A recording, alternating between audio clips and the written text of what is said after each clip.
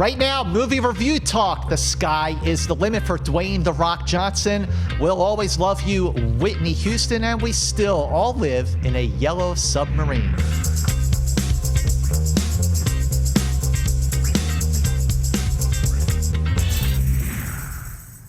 Welcome to Movie Review Talk for Collider. I'm your host, Scott Movie Mantz. Great to be back here. This week, we are reviewing new movies. We have new films. We have a new streaming movie. We have a new film on Blu-ray. If you haven't already seen it in theaters, if you didn't, shame on you. I'm your host, and I have a great panel of critics here. Every week, I'm joined by a guest panel of critics. Joining me, she is the editor-in-chief of Screen Junkies via Fandom, Roth Cornet. Thank you so much for being here. Thank you so much for having me, Scott, and for saying that crazy mouthful of a title. That's a great title. And well, we have another Scott M in the house, Scott Mendelson. He is the film critic and film reporter for Forbes. Scott, I've always wanted to talk movies with you in an official capacity, so this is very exciting. Thanks for being here. Well, thank you for having me. It's an absolute pleasure to be here. An absolute pleasure. I want to get right to it. The first movie is Whitney. This is a gripping and very engaging and heartbreaking documentary written and directed by Kevin Macdonald. It is the meteoric rise and the tragic fall of the late, great Whitney Houston. We have interviews here from Clive Davis, interviews from some members of the Houston family, and Bobby Brown. Well, let's start with you, Roth. What did you think of Whitney? Well, in overall terms, I loved the movie, though I found it really devastating to watch. And if I were to recommend a sort of double feature for people, it would be go see Whitney early in the day and then immediately go see Won't You Be My Neighbor? Because you're going to leave Whitney very, very sad and devastated and maybe a little bit hopeless. But Won't You Be My Neighbor will turn that all around and you'll leave feeling faith in humanity again. I think to some degree, but not entirely, because this is a really well-made documentary. Your connection to it depends on your connection to Whitney Houston's music. The same thing is probably true of Yellow Submarine, which we'll talk about. But I think what is done so brilliantly with this film is that it sets up for about the first hour the feeling of awe, just awe at the remarkable quality of this woman's talent. I had actual goosebumps about 20 different times. And it sort of hints at what's to come. And we know how she died. We know that it's tragic. We know about her tragic fall, but we don't really know why. And it's almost in search of that answer. And there is no one answer. In the second half of the documentary, it touches on trauma, it touches on her childhood, it touches on abuse, it touches on sort of the dark side of fame, that she was surrounded by yes men afraid to tell her no. She was with enablers all the time. She lost her lifelong partnership in the form of her childhood friend, Robin, who was also her lover, which is confirmed in this film. And what you're left with is this feeling that maybe her talent itself was this overwhelming force in her life. There's this image of a tidal wave that's used again and again. And I think that tidal wave was Whitney's voice. I think that tidal wave was both her voice and her demons. And it was such a huge challenge for her to manage that level of talent and that level of responsibility to the people around her. And eventually her demons caught her. She couldn't run fast enough anymore. Can't run. And they got her. Scott. I enjoyed it for what it was, an educational piece. For a documentary like this, one of my tests is always, if I go into this documentary with a certain amount of knowledge of the subject, I've never been a Whitney Houston expert, but I followed along. I knew the songs of the 80s. How much am I going to learn watching this 2-hour film versus finding an A&E biography documentary or reading a magazine article? And for better or worse, I don't want to say the movie was surface level, because there's a lot there. There's a lot to be digested. But to a certain extent, it almost felt like watching a train wreck that you wanted to look away from.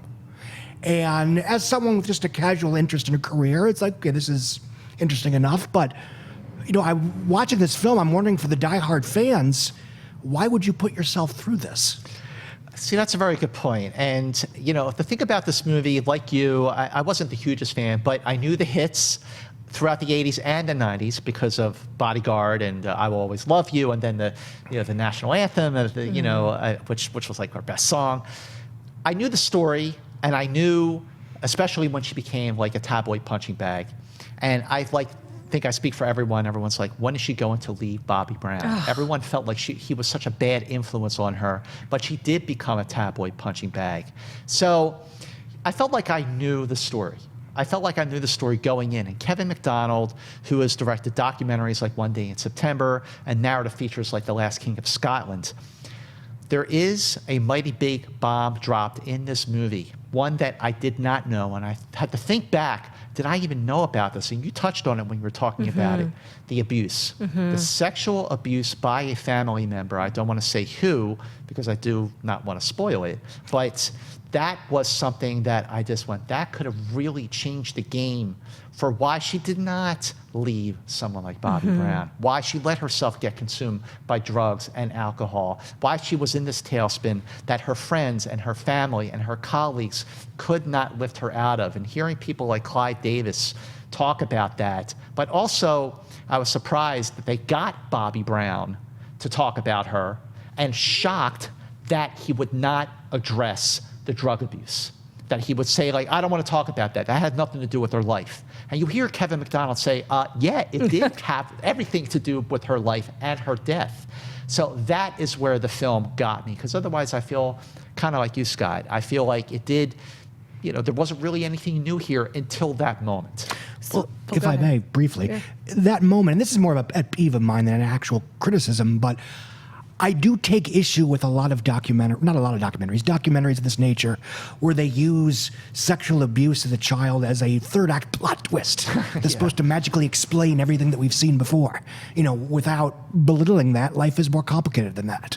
And I think you either, in my opinion, and it's not my movie, it's not my place to say what you should have done, but I think knowing that information earlier on would have provided a little bit more context to what otherwise is a very generic rags to riches, walk hard type story. I just don't agree at all. I really, truly don't. And I guess there's a couple of full disclosure.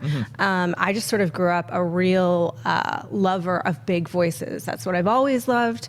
And I like all kinds of music. But when it comes to a powerful voice, I grew up listening to Nina Simone and Aretha Franklin. And Whitney Houston had a once-in-a-lifetime voice. There is no denying that. There's no denying that. And I think that one of the things that this film did was it also illustrated that though it was God-given, it was also refined. She was groomed to be what she was in the same way Beyonce was groomed to be what she is by her family.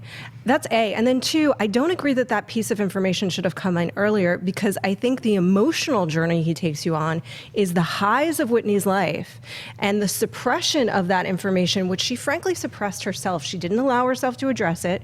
She didn't allow herself to talk about it. And then being overwhelmed. You're right, life is more complicated, and I think that humans are complicated. This film presents a woman who cannot even find her own identity. It is fragmented pieces of her identity, because that's what it feels like to be human, and that's probably what it felt like to be her as a human. It was about how she was never enough. She got booed at the BET Awards. She just, as much as high up she was, she could never reach the heights that she met everyone's standards for her. That's a lot to take on. And I will say one other little thing, which is that I think incestual sexual abuse as a childhood is a life-changing event.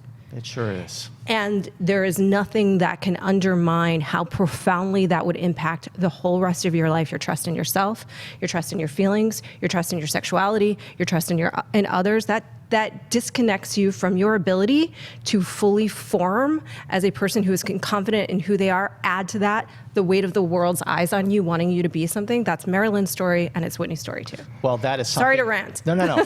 Seriously, because honestly, Roth, that is something that changed the game for a documentary like this. Now, as a casual fan, again, someone who just heard the songs on the radio, I didn't have any of her albums, all I did have the greatest hits.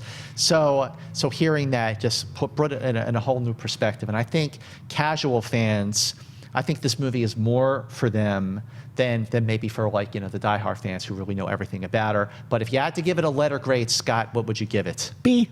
B. Me too. B. Roth? I would give it, I think, a solid A-. An A-. Okay. Yeah. So it's a see it. To see it from the panel here at Movie Review Talk. Very, very good. Okay, moving on now. Skyscraper. This is Dwayne "The Rock" Johnson's 50th movie of 2018, although it sure feels like it after Rampage and Jumanji: Welcome to the Jungle, which was actually 2017. The movie is written and directed by Rawson Marshall Thurber, and a father risks life and limb. And boy, does he risk a limb to save his family from the tallest building in the world, which is burning like crazy in downtown Hong Kong. Scott, go.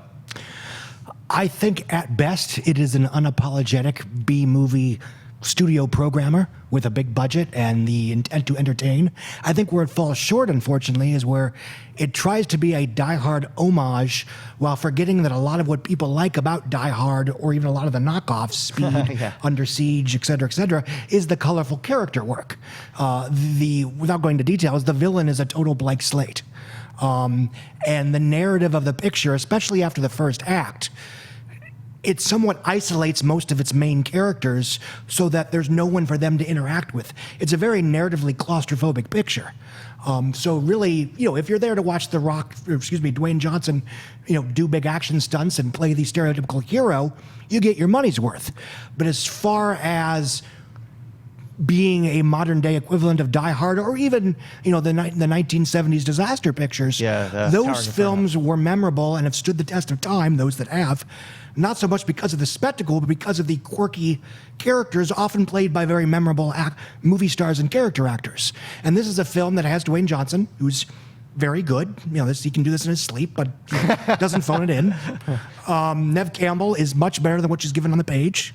Yeah, and that's true. She is. There are a few character actors that have very brief roles, but more or less, this is a very narratively small picture. Again, you get your money's worth. It's a solid matinee, so in that sense, I would recommend it. But considering the movies it was trying to pay homage to, I think it kind of missed the point of why those movies are as popular as they are. All right, Roth. I have to agree. I think it sort of suffers under the weight of the inherent connection to Die Hard and the inherent comparison to Die Hard, which it's asking for. It's absolutely asking for that. Totally is. Because it doesn't have that iconic villain. And The Rock is not an everyman. He's really not. He's a human god on Earth, They try to give him a frailty to make him a little bit more relatable. Vulnerable. Right? They try to make him a little vulnerable in that way. However, he ends up using the frailty so much to his advantage that it takes away the vulnerable quality. Okay, I agree with that. There is a point in this film where Dwayne Johnson is about to do something foolish, and he says to himself out loud, "This is stupid."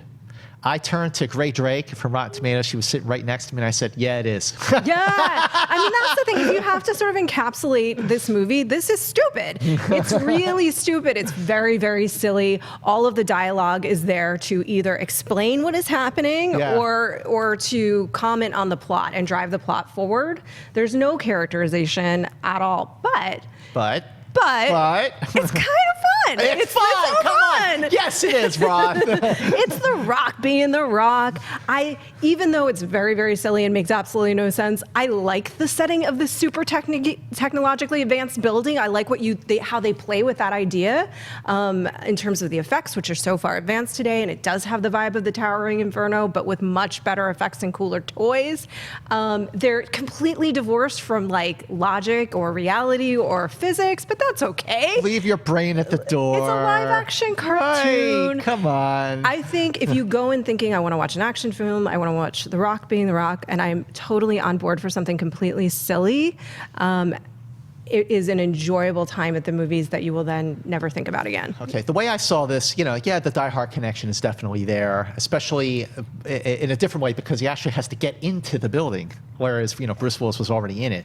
But this is the Towering Inferno on steroids. First of all, it's Dwayne Johnson. It's today's special effects. It's the tallest building in the world, which is makes the Towering Inferno look like a 2-story apartment building. But it is 142 minutes. there are worse ways to spend a matinee type of action film where you just don't think about it. It's cheesy fun, and I did like that they made Dwayne Johnson much more vulnerable. He wasn't just all brawn like he is in like the Fast and Furious movies, or I mean, Baywatch, which is a completely different kind of movie. But I mean, actually, I think that movie was better than a lot of people gave it credit for. I enjoyed it for what it was, and I enjoy this for what it is. It doesn't rewrite the book. It's just, it knows what it is, and it has fun what it is. And in terms of what people expect out of a summer movie, especially one that's less than 2 hours, it fits the bill. What's your grade? Oh, a grade. Oh gosh, I'm so not good at grades on movies. I don't like it. But I will say, I think as a film, it's probably a C+. But as a rock summer action movie, it's not as best, it's not as worst. I'd give it a B-. Yeah. How about you, Scott? Pretty much in the same boat. It's objectively speaking, it's a 2-star Die Hard wannabe or a Tower Inferno wannabe. And again, for me, it felt so much smaller than those films because of the lack of characters, because of the lack of just individual people in peril. But, if I'm speaking to a consumer, why do you want to, if you want to see Skyscraper, because of the reasons that they are marketing Skyscraper, you'll get your money's worth. So B-. See, now here's the thing. Did you like the dynamic with Neve Campbell? I liked that. Yeah, I thought yes. they played with that well. They did play with it well, and they made her stronger than the usual damsel in distress usually is. They worked together. It was nice. They were a team, even and it was when nice separated. to see her again. When was the last time Neve Campbell made like a big kind of movie? That's another way they made him vulnerable. Right, exactly. Right? Yeah, because she was inside and he was outside. He had to get in. He's got the 2 kids. I don't know. I enjoyed it, and you know what? I got to tell you, for a press screening, for the press people to laugh and to cheer, because it is rousing in that kind of way, there is something to that. There is something to that. And I was one of those people cheering and having fun with it. That's why I give it a B. It is what it is. So I'm very excited because 1968 was a great year for movies because you had 2001: A Space Odyssey, you had Planet of the Apes, and you had the Beatles' Yellow Submarine, celebrating its 50th anniversary this year, directed by George Dunning. The film produced by Al Brodax, who did the cartoons, those ABC TV cartoons back in 1965. So the Blue Meanies have attacked Pepperland. It is up to the Beatles to save the day with the power of their music. All you need is love, or is it? Okay, my question is, how does this movie hold up after 50 years? Is it too dated? Is that the fact that it is dated part of its charm? What are your thoughts on Yellow Submarine, looking at it from the perspective of today, from something that came out right in the heart of the 60s? Me? You. Oh, okay. I feel like, I think you're raising the most crucial point about this movie is that if you don't have a connection to the Beatles very much, or if you don't understand that that was a period of time or feel connected to that was a period of time where the youth of that generation was questioning everything. They were questioning societal rules, what their parents had taught them, how to dress, how to grow up, to get married or not to get married, sexuality. Everything was on the table for debate. Yeah, the right? war. The war, civil rights, how the government functioned, everything till then had been sort of solidly set in stone as this is the world, was wiped clean. And so the reality itself via hallucinogens was also being questioned. And I feel like in a very whimsical, not angsty at all, just sort of optimistic, Beatles-like manner, that's what this movie is doing. So it might take a minute to get what it is because there's no real story. It's a platform for a psychedelic journey, for whimsical asides from John and Paul, even though it's not them voicing the characters from the Beatles, and as a place setting for their music. If you do accept all of those things, I think it's just purely joyful to watch. Yeah, it really is. Yeah. I mean, you know how many generations, every generation since that movie came out, since the generation that saw it for the first time in 1968, like my first introduction to the Beatles was Yellow Submarine.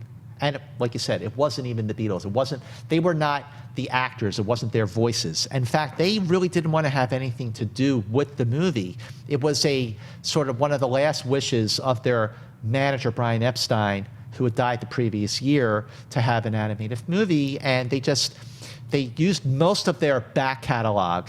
They submitted 4 new songs, which were not very good.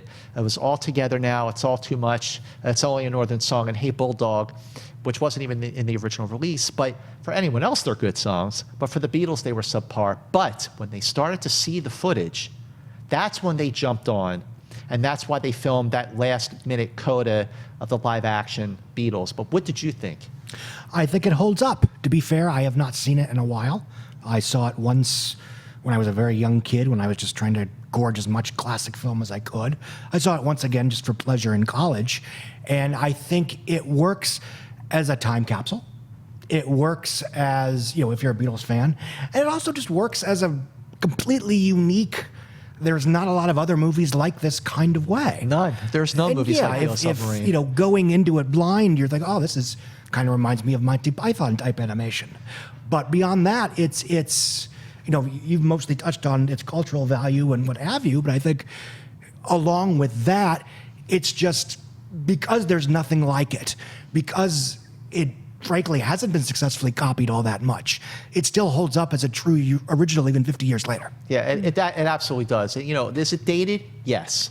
But I feel like therein lies the charm. And, things were happening very, very fast in the 60s. When Sgt. Pepper came out, it was June of 1967. It was the Summer of Love. And it was pretty soon after that they started working on Yellow Submarine. Well, turned to 1968, everything changed. Summer of Love turned into Revolution. You went from having Sgt. Pepper to having the White Album. You had the Martin Luther King shot. You had Bobby Kennedy assassinated. You had the Tet Offensive in Vietnam. Everything changed in a year. So even just 1 year after the Summer of Love, when Yellow Submarine came out, it was already dated. But it was so charming. It was so delightful. It's a movie for kids. It's a movie for grown-ups. It's so stylized, with sort of that Peter Max type of influence, even though he really didn't have anything to do with the movie. And of course, for this, for the restoration that they put out in 2012, they restored it hand by hand, frame by frame, by hand. The music was restored and remastered at, of course, Abbey Road Studios. And I feel like Yellow Submarine, it's a classic 50 years later, and it's going to be a classic 50 years from now. I mean, yes, that I'm a diehard, massive Beatlemaniac. Yes. So of course I'm going to give this movie an A. I mean, come on, Roth, what do you think? I think that looking at it the way that we are looking at it as this time capsule, as this capturing of a moment and a feeling, the essence of a moment around the Summer of Love and around what the Beatles stood for at that point in terms of all you need is love and this optimism that you could change the world with flower power, it stands as an A. Yeah, it does. How about you, Scott? Agreed. And I would also add, if I may, that I think there is a tendency for animated films to be less dated than live action because, to a certain extent, every animated movie looks entirely different from every other animated movie. So even if it's something 50 years ago or 20 years ago, it's still going to look as unique compared to what else is out there as it did when it first came out. Sleeping Beauty was unique unto itself in 1959. Was it? I think it was earlier, but okay. Yeah, the 51, 50s. Yeah. As it is, 50 years later. The same thing with a film like this. Are there bits and pieces you can say, oh, this inspired this or this inspired that? Sure, fine. But a unique animated film, because of how it's made, is going to date, at least visually, audio, whatever, at least as well, if not better, than a conventional 50-year-old live-action film. But to take advantage of it now, I mean, yeah, you could go out and buy the Blu-ray, or you buy the soundtrack, or buy both. But to see Yellow Submarine on the big screen with your family, that is the way to go. So do take advantage of seeing Yellow Submarine back on the big screen. I do love this movie, although A Hard Day's Night is still my favorite Beatles movie. I think everyone knows that's the best one. Moving on to a movie that is now on Blu-ray and streaming digitally. But if you did not see this movie in theaters, at the end of March, boy, shame on you. This is a doozy. I freaking love this movie to pieces. It is my favorite movie of the year so far. I love A Quiet Place, directed by John Krasinski, starring Emily Blunt, Millicent Simmons. This is I think it's a real game-changing film because it's so imaginative about a family living in a post-apocalyptic world where they cannot make a peep, a sound at all, or monsters or aliens, we don't know, will snatch them up like that. And I just think this is a movie, I've already seen it 3 times in theaters, and this is a movie I can watch right now. It has potential to be rewatched over and over and over again. And Roth, I mean, now that you've seen it, now that it's simmered, I don't know, have you seen it again? What are your thoughts about A Quiet Place now? I love it too. There were 2 movies that came out this year that blended the idea of a family drama and grief and regret with horror tropes, and that's A Quiet Place and Hereditary. The Quiet Place, in the case of A Quiet Place, it was more of a monster horror. And I think that what they do differently is that, I love them both, by the way, but A Quiet Place really seamlessly does it so that you are really, really able to give over to the ride of it. And what's so brilliant about what John Krasinski does in terms of the use of sound to create tension and the lack thereof happens in the very beginning of the movie. So in the very beginning of the movie, we see the shot of the family going, something terrifying is coming towards them. Right. And you see from behind, it's a little boy slowly walking towards him. And so normally you would think the reveal is going to be he's a zombie or like he's a monster or he's a ghost or something. But no, he has a toy. He has this very ordinary object that should be joyful. But in this place, it is deadly, actually deadly, dangerous, because it makes noise. And so that means that for the rest of the movie, you have no relief from the tension as a viewer, because in an ordinary horror movie, there are moments of repose. There are moments that we're in the daytime. Normal life returns. Mm-hmm. We're okay for this little period. And then it ramps up again. But what A Quiet Place does is it makes normal life the danger. And so you are never safe. Never safe. You go, Scott. Well, I mean, I agree with everything you've said. It's one of my favorite films of the year. And it's frankly one of the more intense experiences I can remember in a movie theater. I mean, I had flashbacks to Event Horizon when I was 17, walking out of the theater with a stomachache. And you're right, there are no timeout moments in this film. If anything, the timeout moments are more intense than the conventional set pieces. 'Cause at least there, you kind of know what's coming. I think, like a lot of great horror films, it is as good a family drama, a family melodrama, as it is a horror film. And I think, Hereditary is an obvious example, Mama, The Babadook, et cetera, even something like, The Haunting in Connecticut that I'm a big fan of, where if you make a good movie, a good family melodrama, A, it's that much scarier, and B, you win even if it's not the scariest movie ever made. Well, I think the key to that here is, and when I saw this for the first time at South by Southwest, the thing that struck me above all else was the heart of this movie. You really, really cared about this family and just how inventive and imaginative it was. And especially at the last few years where we've seen a lot of really good horror movies. And I love Hereditary. And I see the correlation you're talking about, Roth. But yeah, boy, are they different movies. Are they different. Woo! But the other thing about A Quiet Place is, a lot of people have drawn on the metaphors for it being about just sort of the perils of being a family in this day and age. Mm-hmm. And that's actually really good that they are seeing metaphors. And I really feel like it's a fantastic film. The performances are great. Emily Blunt, she gives an Oscar-worthy performance in this movie. And Millicent Simmons, the deaf daughter, she was terrific too. Mm-hmm. And I feel like this is I'm going to say it's an Oscar contender. I could see this getting nominated for Best Picture, for Director, for Original Screenplay, for Best Actress for Emily Blunt. And because people are drawing the metaphors, because people were talking about it when it was released, they're going to be talking about it all summer. And that Paramount is going to mount a campaign towards the end of the year. That's what makes A Quiet Place this year's Get Out. Okay. Maybe I'm the only one who feels that way. I I think they're two very, very different Yeah. movies. I fundamentally think they are wildly different films I love that one you did, Roth. in almost every way. But that said, it doesn't matter because what The Quiet Place attempts to do, it does with such excellence. And I think to your point, and echoing what you said in terms of great horror films also operating as great family dramas and metaphors for family, what A Quiet Place does, it's very different than most films that do that, like Hereditary, which is a dark side of the family, and Rosemary's Baby, certainly. Oh, yeah. There's a kindness. There's a kindness to these people, even in their frailty, even in the mistakes that they've made, and their troubles to get past anger and grief and remorse and regret. They're ultimately so good to each other. So it leaves you rooting for them, and it sort of deepens the feeling. I just love the end of the film too. No, I agree with you. And one of the things, one of the things that makes Quiet Place stand out is, you're right, if unlike a lot of family melodrama horror films, if not for the horror, this family would be happy. This isn't like Hereditary, where there's already clearly issues going on. Oh, yeah. Or, The Haunting in Connecticut, where you have a older son dying of cancer, where the horror is almost adding insult to injury. Here, that is the main obstacle.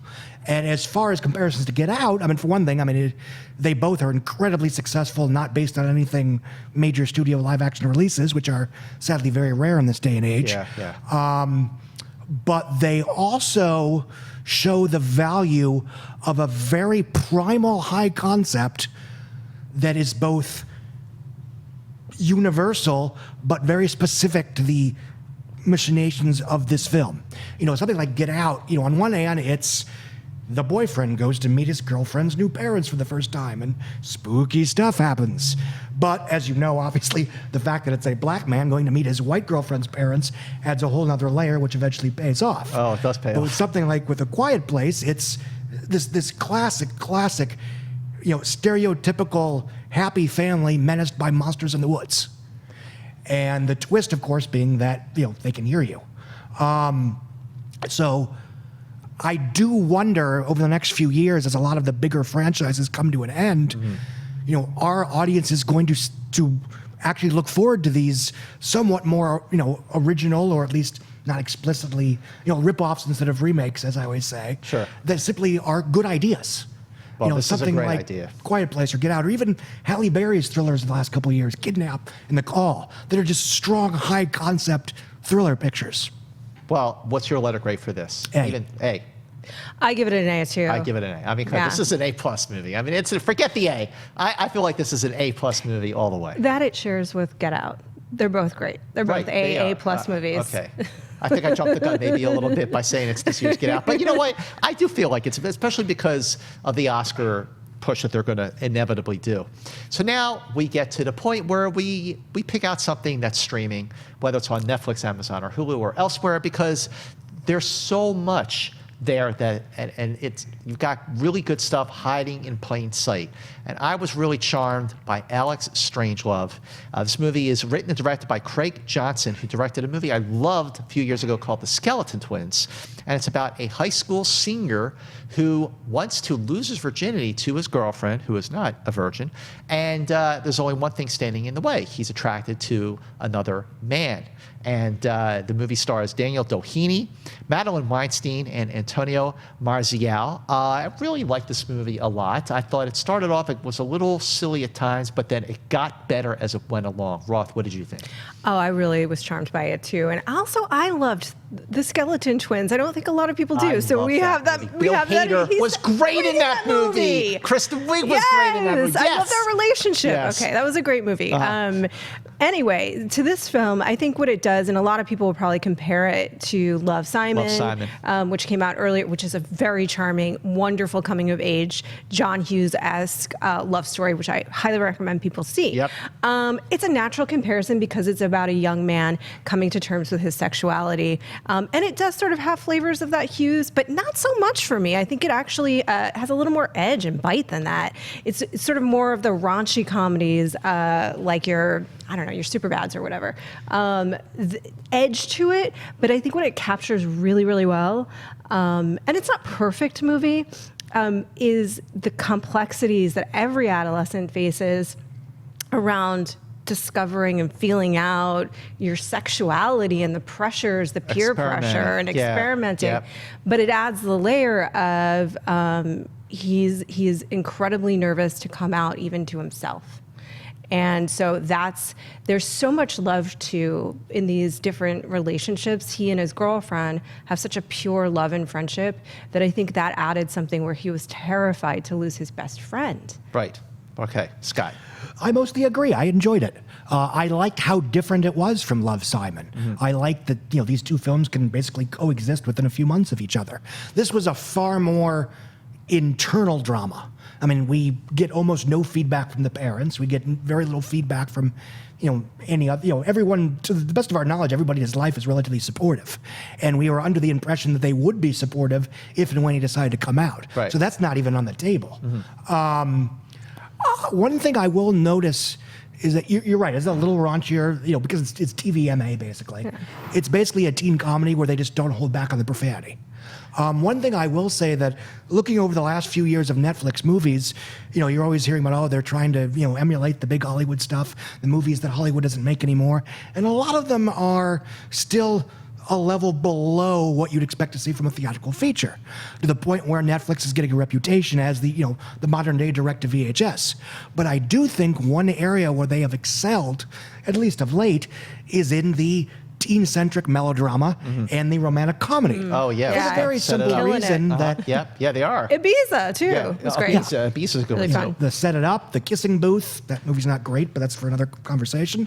But because they don't require giant production values, right, because they require good scripts, interesting characters, quirky dialogue, you can, Netflix is able to make these movies that in terms of scale and production value do in fact approximate the 1990s romantic comedies that everyone's so nostalgic for. Well, the thing is with that, I feel like you hit it on the head, because for the type of movie that this is, and for a number of the other films that we just mentioned, like this is what streaming movies is all about. I mean, a movie like Quiet Place or Avengers or Mission Impossible, that's big screen material all the way. But something like Alex Strangelove or I could even see a movie like Love, Simon doing the Netflix thing. But while obviously people are going to draw comparisons to Love, Simon, what I loved about Love, Simon was the charm, but what I didn't love about it was how it ended 4 times. It was such a need to wrap every single part of the story up in a nice bow, whereas